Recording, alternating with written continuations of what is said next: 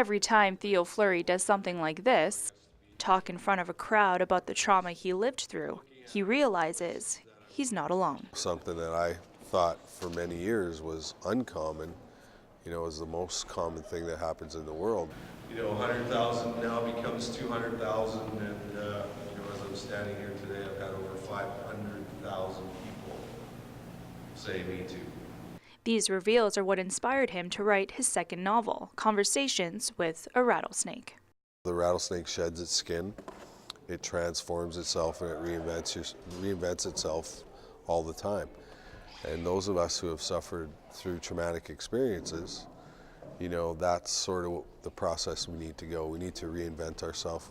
Fleury was sexually abused for several years by hockey coach Graham James. James later went on to coach the Swift Current Broncos.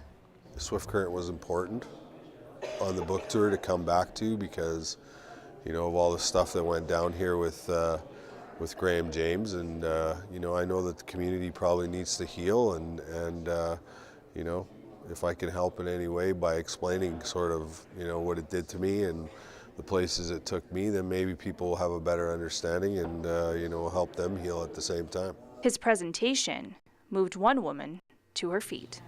Thank you for standing up. He's empowering others to stand up and stop the cycles. So I think his words and his strength and courage in standing up is so powerful. I can tell you that, I have the greatest life you can possibly imagine. And, 10 years ago, I had a fully loaded pistol in my mouth ready to pull the trigger, and thank God I didn't, because, from that came all of this. A journey in healing that began with a single conversation. Kayla Garrett, Shaw TV, Swift Current.